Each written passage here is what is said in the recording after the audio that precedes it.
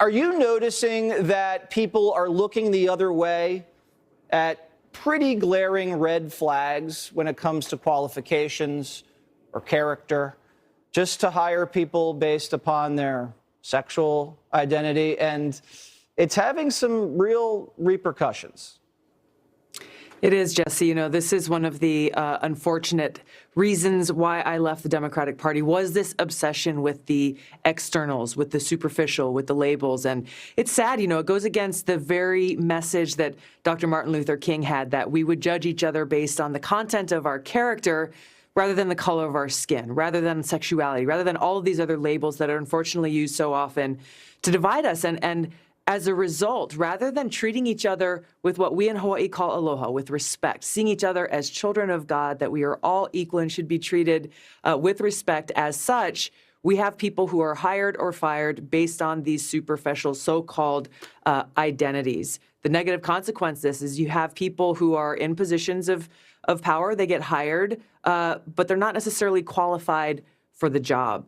Well, I wouldn't vote for anybody that was actually behind bars during the election, not once but twice. And I wouldn't actually hire anybody like Sammy, not because what he does in his personal life, because that's fine with me, but someone who broadcasts their sexual life so graphically all over the internet, that might make me think, you know what, maybe we shouldn't trust him with, I don't know, spent nuclear rods. Yeah, you know, I think it's about going deeper into what really matters. As a lieutenant colonel in the Army Reserves, I can tell you that I don't care what my soldiers' race, religion, or sexual preferences are. It makes no difference to me. What I look for is what is the content of their character. Are they people who embody selfless service, personal courage, respect, a commitment to the mission and serving our country? The bigger consequence of all of this stuff we're seeing here, this identity politics, the Democratic Party's obsession with it, is our country is being divided. We are being torn apart. And what we are known as around the world, those values of excellence that we are known for around the world, frankly, are diminishing. Do you think we're ever going to see the surveillance footage of Sammy wheeling away the Vera Bradley bag in a full sprint from the airport, or do you think they're going to suppress it like they tried to do the Pauly P. DUI footage?